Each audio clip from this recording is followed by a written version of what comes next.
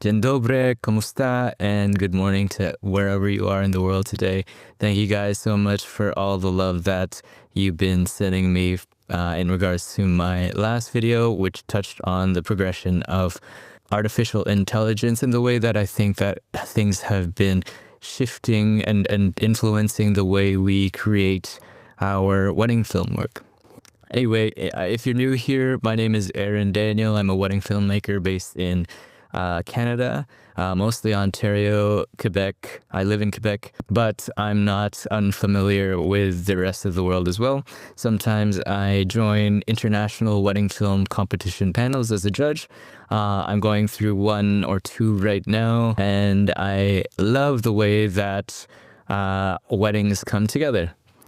Hence my affliction for creating wedding film work. Today, I wanted to talk about or bounce off some of the topics that I had touched on in my last video, namely truth, beauty, and goodness, specifically in terms of a question that I had received from a guest at a talk that I gave earlier this year. So in May of 2025, May of earlier this year, I had the opportunity to teach and give a lecture, talk, whatever you want to call it, at Northbound Video Conference in Vancouver, Canada. It was a great time. I spent, the conference was 2.5-ish days, given the activities that I had gone through with my fellow speakers. And so I also had the opportunity to learn from these fellow speakers. Not only did I speak, but I also had such a mind-opening time in regards to how video works outside of the wedding industry. And so I had recently received a question from one of the guests that attended my talk, Jeremy. Jeremy, he's such a fun guy. He lives in Aruba. He's based in Aruba. He's a videographer. After my talk, he came up to me. I got to talk to him for a bit, and I'm glad I got to meet him. If you're ever in Aruba and need a video, reach out to Jeremy at Frames and Motion. So he sent me a voice message, actually, and I'm going to play it here. Hey, Clea, how's it going? Thanks for reaching out again. Yeah, so I was thinking a little bit of a mix. So some practical tips, like certain shots that you think is a guaranteed, like a necessity, but also what fuels your creativity, like what inspires you to create the craft that you create. Something along those lines, you know? Jeremy, thank you so much for sending me this question. And I'm going to answer both of them here. So the first question was asking what types of shots are necessary, what types of shots do I go for on a wedding day. Every wedding videographer is different, and everyone has a different preference with their camera, with their lens, with their eyes. But I want to kind of answer this in tandem with the second part of your question, which was how do you stay creative? How do you get inspired? Where do you get inspiration from, to put it in a nutshell, if you could let me paraphrase Jeremy. What are some necessary shots? And how do I stay inspired? I'm going to try to mix my answer both with my personal specific things, specific answers to me, but also kind of related to anyone else, and how I believe we can all build our repertoire of necessary shots and stay inspired at the same time. So again, bouncing off of my previous video on truth, beauty, and goodness, or touching on those topics, truth especially makes sense in this question. So what inspires me, and what I believe should be inspiring for every other creative, is really staying true to who you are, staying authentic to the things that you find interesting, that you find curious, the things that truly pull you in, that you might not understand the reasonings behind. Like I specifically, for example, am very much attracted to music specifically, that, at least based on how I historically have put songs on repeat, I like music that is very agnostic to emotion. if I can put it in those terms. I like music that doesn't have a hard, dedicated emotion that is trying to communicate to its listeners. For example, when I'm putting a song on repeat, or historically when a song is on repeat, it has been a song that is not devoid, but open to interpretation, open to emotions, not devoid of emotions, but open to receiving emotions based on how I may be feeling in that moment. In high school, for example, my favorite song was Hey Jude. My favorite song was Hey Jude, and to this day, I still, it's such a nostalgic song for me. I wasn't born in the 60s, but it was a big part of how I liked to wake up in the morning. It was my alarm clock on my BlackBerry Bold, because no matter what I was feeling, I felt that Hey Jude, the sounds of the sounds of the Beatles, the lyrics of Lennon and McCartney, they could be interpreted in many different ways. The emotions that I felt from that song could be translated along a whole spectrum of feelings and emotions and thoughts and experiences. I could map my experiences to Hey Jude, regardless of what that was, because Hey Jude to me was, I could listen to it in excitement for a trip coming up or something. Hey Jude, don't make it bad. Take a sad song and make it better. I could also listen to it in grief and experience the sounds and lyrics with a solemn approach, I should say, because it was so open, at least to me. It was such a hard-hitting song for multiple emotions for me, and that's why I liked it, because it was not only agnostic to emotion, but it was inviting to emotion depending on how you approached it.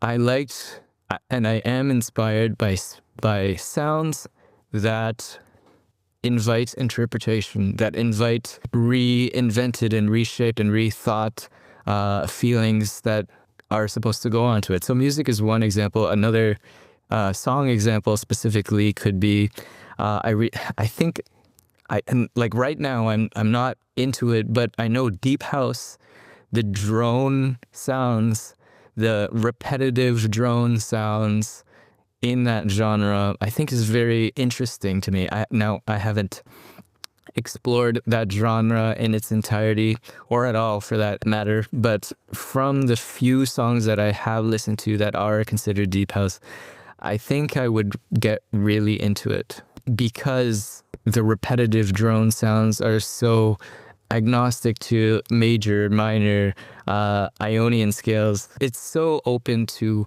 however you're feeling in that moment. So that inspires me, because it invites me to think of new ways that this particular piece of work can be approached, you know?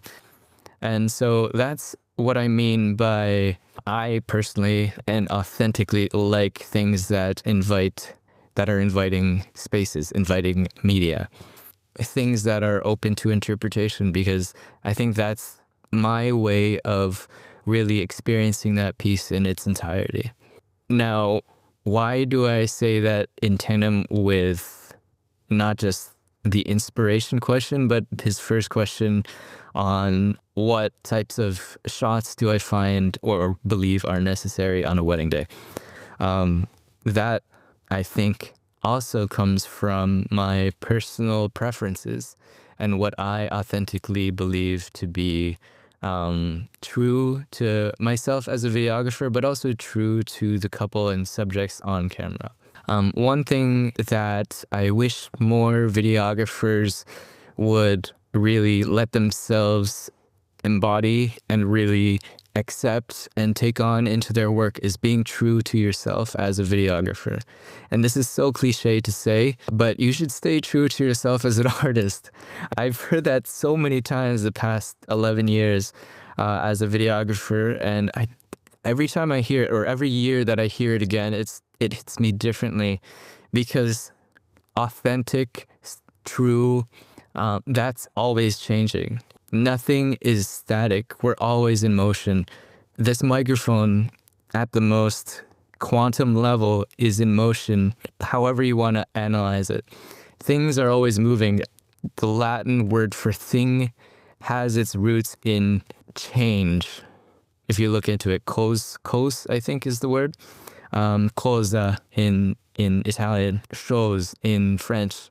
Things are always in motion. True things to ourselves, be it physical clothes, physical equipment, emotional attachments, everything is in motion and everything is always changing. And so staying true might mean updating what you believe to be true about yourself. I think I'm going off the ramp here. The necessary things that you want to shoot are the things that you find truthful to you and your subject. Every year that changes. And so I can't really say with a hard stop period what are the necessary shots for a wedding day, because it always changes. We're affected by trends on social media. Couples are influenced by what they see online. I'm influenced by what I see online, and that's going to change the way I can appreciate or not appreciate specific shots. So this is my roundabout way of saying there are no necessary shots that you need. It's just about being truthful to who you are and the people that you serve. I hope that makes sense. But if I did have to say specific shots that are specific to me and what I find intriguing and very curious, impactful, maybe meaningful, I'll always think back to approaching a room thinking wide, mid, tight.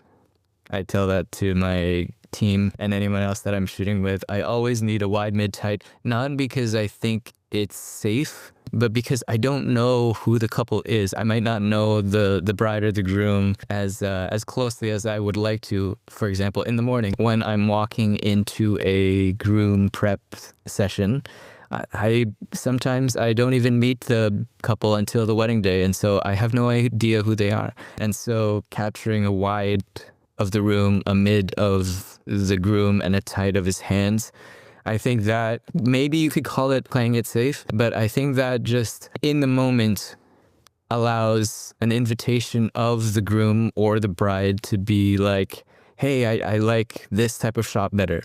So shooting a wide spectrum of things allows the people that you're shooting with to impart their preferences as well. As videographers, we're always working with other people. We meld to what our surroundings are, and that includes the personalities, the behaviors, the preferences of our bride and groom, at least in my eyes. I can give you a shot list of things, but none of it matters if the bride doesn't like it, if the groom doesn't like it, if whoever is in the room doesn't like it. You can make the most beautiful edit, but it won't be a true piece if it doesn't reflect who the people truly are. I don't know how many other ways I can say that. The necessary shots are the truthful ones. Honestly, I don't like when, as a viewer, I can tell that a videographer is there. I don't want to know that the couple is looking at the camera unless it's specifically for that shot and stylized for breaking the fourth wall. I don't want to know that I'm peering into someone else's life. I just want to be there. A wedding is so intimate, and I don't want to intrude on someone's milestone in that way. And if a film is acting in a way that presents itself into that intimate moment, it's not intimate anymore. And so I really like the laid back, more candid shots, even if they're not candid. I can direct to make it look candid. I like those. I know sometimes people on camera aren't always comfortable, and so it takes a little bit of guidance. And so I would guide them to do the things that are candid and natural and, again, truthful to who they are. Looking out the window is cliche. I would do it if it's natural to them. I wouldn't do it if it's not natural to them. Maybe I would have them, for example, dancing on a dining table. That was super cool. I had that recently. Maybe I would have them lying on a couch, playing with their pets, their kittens, their whatever it is that they find meaningful. The necessary shots are meaningful shots, and the meaningful shots are necessary. And we don't know what it is half the time. At least I don't know what it is half the time until I get to really sink the day into the production workflow. I really hope this is making sense. So the things that inspire me are the things that invite open interpretation, which is also conducive to my answer of what are necessary shots. I believe that necessary shots are the ones that are open to interpretation, that invite the viewer, invite the subjects, the bride, groom, best man, parents, to change or shape how the shot is captured. I don't know if I'm making sense. All I want to impart in the growing wedding film industry is don't do it for the sale. I came to this realization that all of social media is just sales now, which I think is obvious with the progression of media. Everything always comes back to movement of capital, to put into words. It was inevitable for our phones to become an ad placement. And so I think you really have to know while you're shooting a wedding what you're shooting for. Are you shooting for your advertorial portfolio, or are you shooting for the bride and groom? And that's a valid question, because sometimes they're completely opposite. But again, sometimes they can overlap a lot of the times. I find that a lot of couples, and this is now veering off of the question and into more of an insight that I want to touch on before I end this long-winded video. I find that couples recently are very much influenced by the influencers. I hate that term. Let me re-say that. I find that a lot of people looking for videos today are influenced by what they see on social media, which is fair, because that's most likely their only experience of what wedding videos are, or wedding photos, or wedding flowers, or wedding designs. They're only exposed to these wedding things on social media, and the push on social media is sales. And with that logic, positing that all of media is poised to make some sort of transactional sale, becomes clear and obvious that the things that we consume on social media, and I'm trying to say this as clearly as possible, or as articulately as possible, the things that we consume on social media will always be a means to an end, which is a sale. But it is my belief that the film itself is the end. The film shouldn't lead to something else. The film is the product. When everything else on Instagram, TikTok, YouTube, whatever platform is the bee's knees when you watch this, your films should be its own entity in a sea of sales pitches. And I say this now because I'm pitching the idea. I say it now in a weird kind of way, but I'm saying it in that question what I'm saying. Don't take my word for gospel. What I'm saying now is technically a means to an end, the end being creating meaningful work. But I think that's being confused with the videos that are being shared online. But the silver lining right now that I'm beginning to see more and more is that the algorithms are changing, especially with AI being able to really refine and accurately show you things that you're interested in. And so my feed is very much weddings, suits, a bit of cars, maybe cats and bunnies. The silver lining on social media right now is that it's changing from a follower first medium to an interest first medium where the algorithms, instead of showing you who you follow, is showing you things that you find interesting, which is cool. So essentially, what you're wanting to see will eventually come to you. And so if you are wanting to stay true to yourself, stay true to the couples that you want to be working with, don't think that you have to play the algorithm, because the algorithm is slowly going to be working in your favor.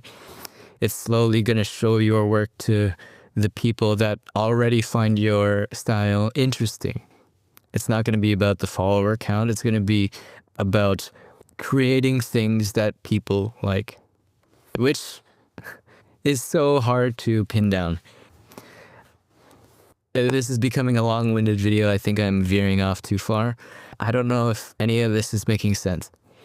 All I know is that to stay inspired is to stay authentic to you, and something beautiful and good will come out of it. If any of you have any other questions, please do let me know. I'll try to answer them in not this long-winded kind of way. But thank you so much for listening, and I hope to see you again soon.